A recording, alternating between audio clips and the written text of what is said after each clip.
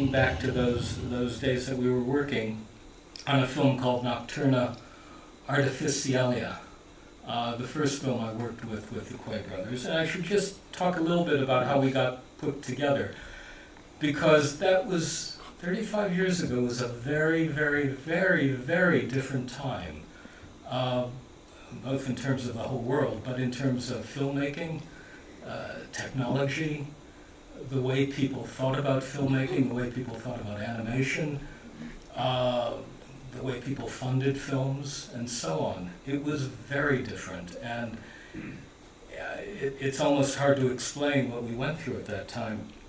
I had been working off and on in the UK. I'm from Chicago, and I had come over to work on some films that were being made at the British Film Institute in London, and they had a production board that funded non-commercial films, experimental films, animation, documentaries, different kinds of narrative filmmaking.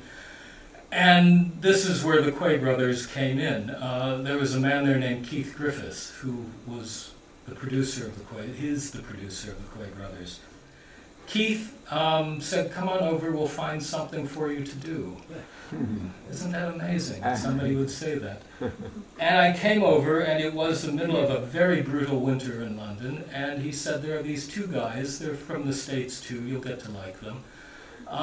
They've made an animated film and they need a soundtrack. Would you like to do a soundtrack?"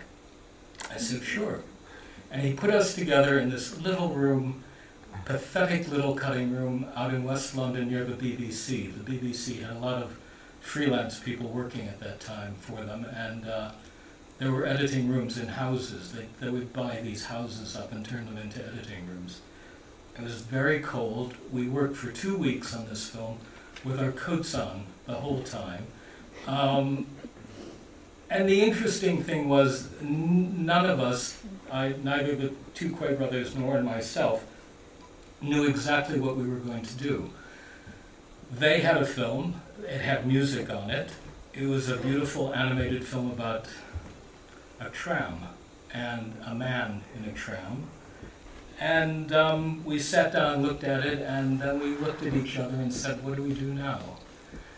I said, "I don't know, get some tram sounds." So we went to our friend at the BBC who gave us little discs of tram sounds, and we started bit by bit to put together a soundtrack without any real knowledge of what we were doing. And I think that moment, which we tended to repeat on every film, trying to start from zero, trying to start over every time. The most important rule is have a beginner's mind whenever you're working.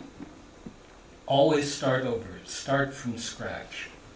Don't have preconceptions, don't have expectations, start afresh. And I think that's the rule that we followed unknowingly, but we always had a beginner's mind. And I certainly always, when I worked with the Quay Brothers, I always start new on every film.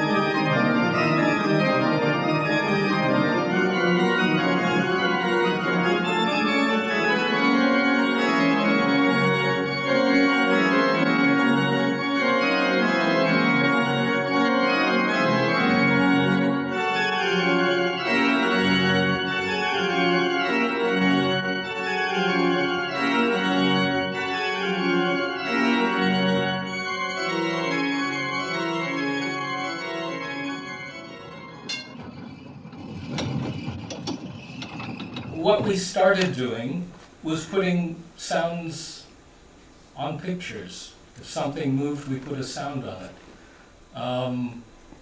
Later on, you see the character that was introduced there, and there are squeaks to his body, and scrapes when he walks and moves. And I think right after that film, we all kind of decided that that was not the way to go about this. Puppets are unnerving. They're unsettling. They can make you anxious because there's this thing there that seems to have life but doesn't quite have life. And they said that adding a voice or an effect neutralizes this. In a sense, it lets the audience off the hook. We can look at this and it becomes more comfortable because it has a noise or a sound or a voice that we can relate to. And it takes away the otherness of the puppet, and that's what they wanted to avoid. They wanted to steep us into the otherness of the puppet, to have to make us confront this thing that's kind of half alive, half not alive. So through a series of films that they made after this, a couple for TV, a couple what you might call documentaries, we kind of tested doing away with this, taking the sounds away. They also talked about Radio Moscow a lot, because if you went into their studio, they'd usually be playing shortwave radio, very, very quietly in the background. Just this hiss of strange voices and static. And that became a key component of some of their soundtracks, because it had this sense of somebody over there that you can't quite hear and you can't quite understand, with this layer of static between you and him or her, usually a him. And they said that they made a lot of recordings of Radio Moscow during this time. And they said that these recordings could create a spell. They could almost put a spell on you because they are hypnotizing. And so this too became an element of the soundtracks.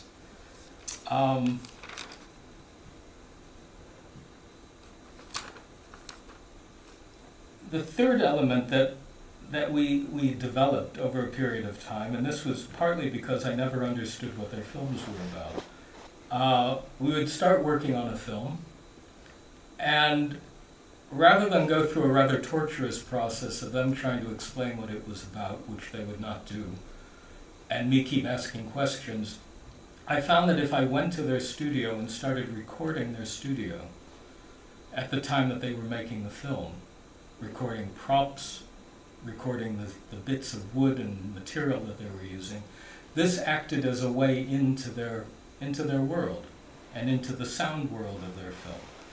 So it became a routine that I would go to their studio around the time we started the soundtrack, and I would just say, what have you been using? And we would start recording it. And then they would pull other things down and say, this makes a noise, and if you do this, it makes this noise, and if you turn this wheel, it makes another noise. And we would record all of these, and this would be the beginning of the soundtrack. A lot of that never appeared in films. A lot of it appeared almost in every film. Sounds that they just picked and said, that's part of our palette. Working with twins is very particular. I can have a certain kind of a conversation with them, but there are boundaries. There are boundaries to what they want to reveal to me. Things that go on between themselves, ideas, ways of thinking, inspirations. So I'm sort of on the outside of this guessing, and my guessing is done through the soundtrack. I put things in, say, what's that like? And you get one answer from one and one answer from the other. And then you move it around a bit and you try to compromise between the two. At some point they just say, well, we'll talk about it at home tonight and come back tomorrow and let you know. One last thing before we show the next clip is the role of music, which is paramount. In many ways, the films are based around music, not sound. The sound comes later. The music comes, in most cases, before the films are even started to be made. they had developed a relationship with a composer in Warsaw, Leszek Jankowski, who would not see the films. He would compose music to the Quay's ideas. So he was inspired by the Quays. And they would exchange a lot of material over a period of time. The script, ideas for the script, inspiration for the script, photographs, paintings, writings, photographs, postcards, all kinds of material would go back and forth. And at some point, after some discussion, Leszek would come up with the music and hand it over to the Quays and say, this is my contribution to your film. And then from that point on, almost like Radio Moscow, this music would be played in the studio. It would form the basis for this world that they began to work in over a long period of time. I mean, you're talking 6 months, a year of building sets and filming. But there would always be music going on in the background, very lightly. So they weren't animating to the music, but they were being inspired by, moved by. They were getting into the music in a very, very, very profound way and finding what in the music they wanted to talk about, they wanted to animate to, they wanted to bring out in the film. So by the time I get the soundtrack, they would say, here's the film, there's the music, there's no music there, you can do sound there. There's no music there, you can do sound there. There's music there, and that doesn't get any sound, don't go near that. There is music there, but maybe you can do something with the sound. So it's kind of open, but not exactly completely open.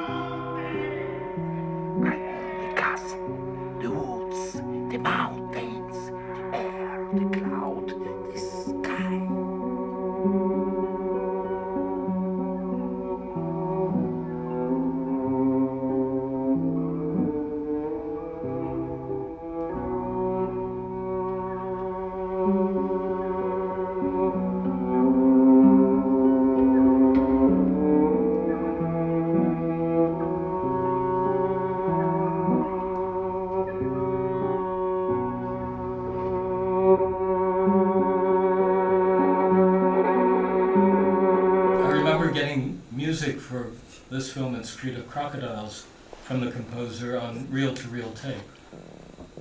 And you couldn't quite tell if it was stereo, is it mono, what is it? How did he record it? I don't know, but what speed should it go at? Well, it's kind of this speed, it's kind of that speed. The sound too, when we were recording, now I teach at a film school outside London, everybody has the highest quality equipment to work with and the best facilities. Everybody has a soundproof room to record in. Everybody, not everybody in the world, but anybody working on a film has this available to them in Western Europe. And we didn't have that. If we wanted to record sound, we did it in our houses, in their studio, which were far from soundproof. And very often we would have to put a blanket over ourselves to record the sound effects and keep out background noise. Consequently, this has an effect on the aesthetic of the soundtrack. Things tended to be recorded very closely. It was all we could do. If we tried to get any space on it, we'd hit the blanket, or you'd get sound from outside. And so all of the sounds have a close, they feel close. They feel very, there's not a lot of air around them. And this creates a certain kind of dynamic where the objects seem quite real, quite tactile.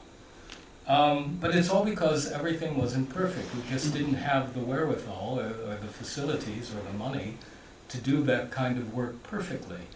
And it was interesting because once we did have a studio to record in, and I had an assistant, and it was a wonderful day, and didn't know what to do. We just kind of didn't know how to do it because we had too much equipment to work with. And I remember Keith, the producer, coming over and saying, if I locked you in a toilet, you'd know how to do this, but I give you a professional recording studio and you get lost. And that was kind of the attitude we had. We could work very rough and ready, and we actually used the what's the word for it? The qualities of the sound, the imperfect qualities, are some of the things that we're editing with. The little clicks and the bumps and the sounds that you would normally cut out are the things that we're using. So it's all part of the aesthetic of these soundtracks. The next thing I want to show is Institut Benjamenta, which was their first live-action film, feature-length, which included animation and live-action.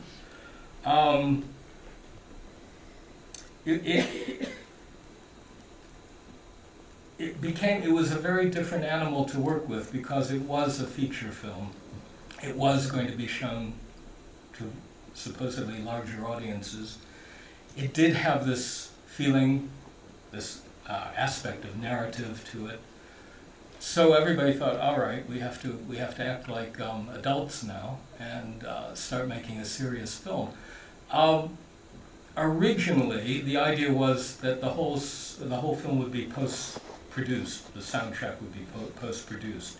It would be added later. Voices would be added, effects would be added. Because of the constraints of the budget, it was decided that couldn't be done. It all had to be recorded on location, in sync. We were using live sound from the actors and the sets. The set was an old house near Hampton Court outside London. Very large rooms, very high ceilings, quite echoey, and actors speaking very quietly, because one of the Quay's directions always is mezzo, mezzo, keep it down, quiet, quiet, quiet. So you're getting to the point where people are almost whispering.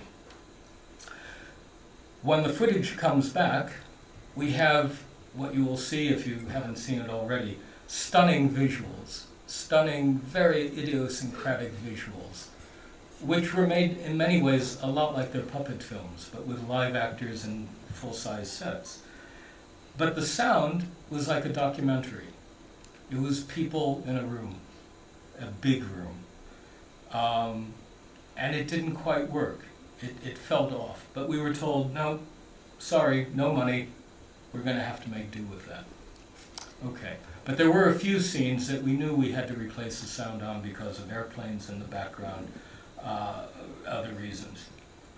So we did what you normally do when you post-produce. You go in and you do what are called Foley effects, which are things like footsteps, people's movements, the sounds of their clothes moving, small props, and things like that. You do it in a studio watching the film. There's a Foley artist who performs this. So if people are walking, the Foley artist does footsteps on the proper surface in sync with the picture. It's very common practice.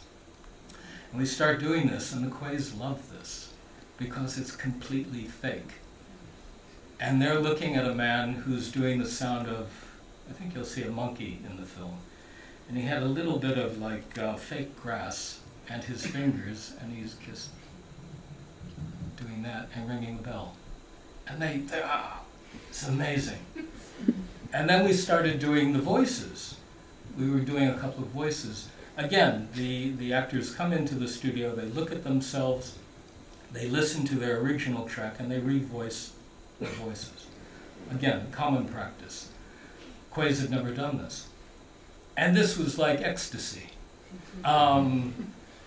The psychological state, not the drug. And they said, this is fantastic, because the voice is a little bit off from the image.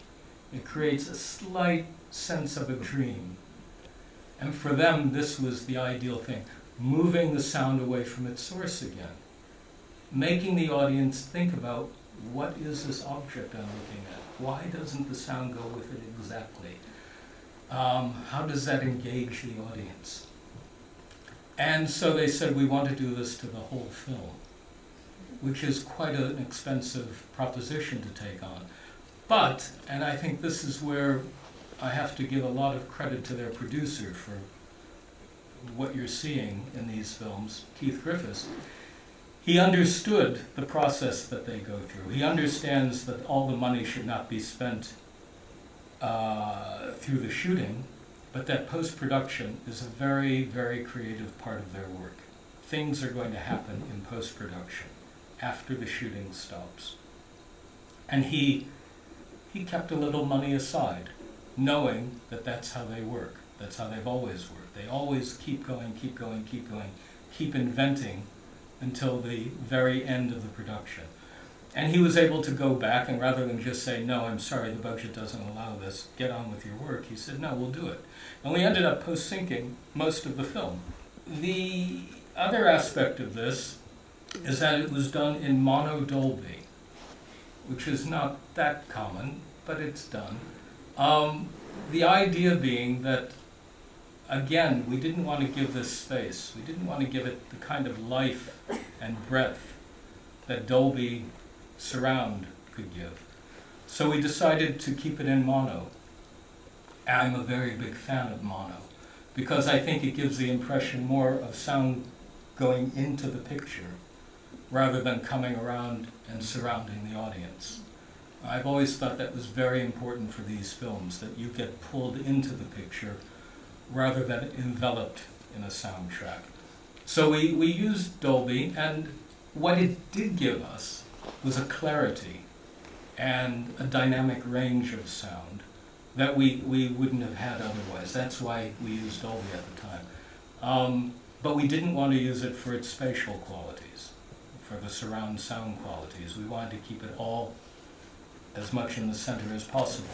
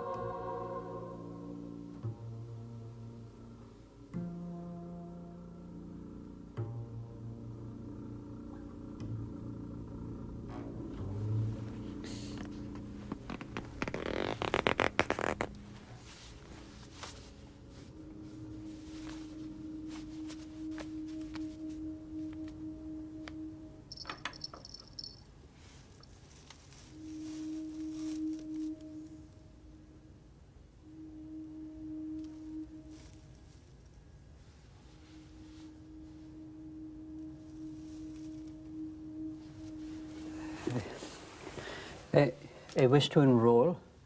To enroll? Certainly.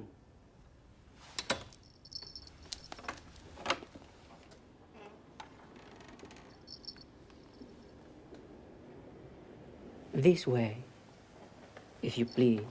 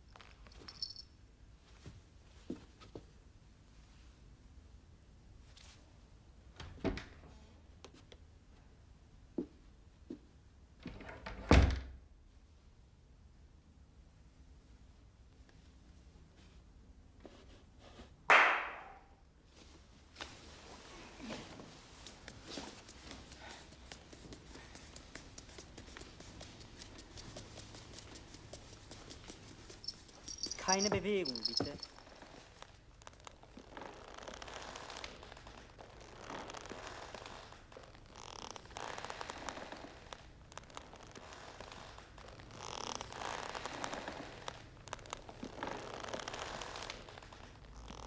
The Quays know about sound. They think about sound. They take copious notes about what should go in the soundtrack. And for the next film we're going to look at, I tried to find a copy of it, but I haven't been able to. They gave me a musical staff where they had mapped out the soundtrack in layers according to the lines of the musical staff. So they were thinking about this as music. They were thinking about how to orchestrate the sound effects with the music and the picture. So the thinking about the sound comes from the inside too. It's not always just being laid on top. And that creates a very particular kind of film. And in that sequence, like the whole beginning had sound through it. We put all the water down, we put all the movements, we put the outside atmospheres, and little by little it all came out. In a way that I would describe it, the way the sound designer Walter Murch talks about this. And he said, you know, we have to create gaps. We have to create gaps in filmmaking to allow in the audience's imagination. If we just keep giving you all the information, we give you every movement, every sound, every effect, there's no room for you. So the idea is to create a lot of room for you. And I think that makes some audiences uncomfortable. Some of my students look at these films and go, why would you make a film like that? It's a generational thing too. So it is a particular kind of film that asks for a certain kind of audience engagement.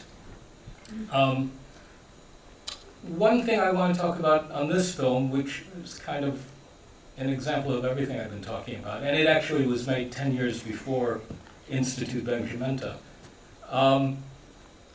is the mixer, another important part of this team. A man named Colin Martin, who in London was a very, very good and talented, skillful, and well-known mixer for documentaries.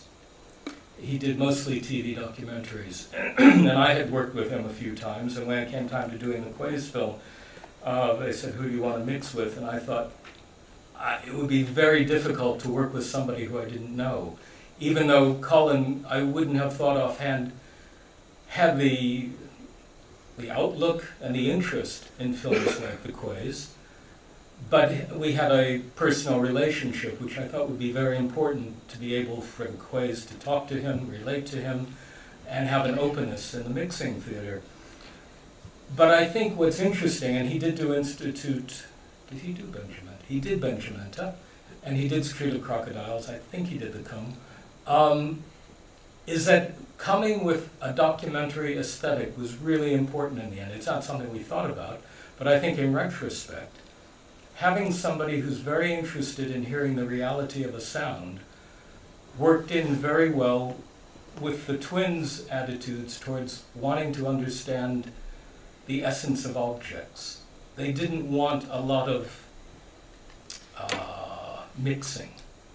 They wanted to hear sounds, and they wanted to hear music, and they wanted to look at pictures. And to have a documentary mixer who didn't overwork the sound, I think was very important for these films. I'd like to say one other thing, that those of you who have seen the exhibition know the wealth of material that has influenced the Quays, and certainly the images, if not the sound too. We were doing a question and answer session at a retrospective they had in Boston a few years ago, and somebody in the audience asked, how can I make films like you? And probably hoping the answer would be a certain plug-in or software or buy clothes like this, cut your hair a certain. They said, we spend a lot of time in libraries, and that shut everybody up. And I think that's a really good point, that this isn't all of the things, and your questions have been very good about the soundtrack and music. This isn't about just sound and just music or technology. putting sound together with picture.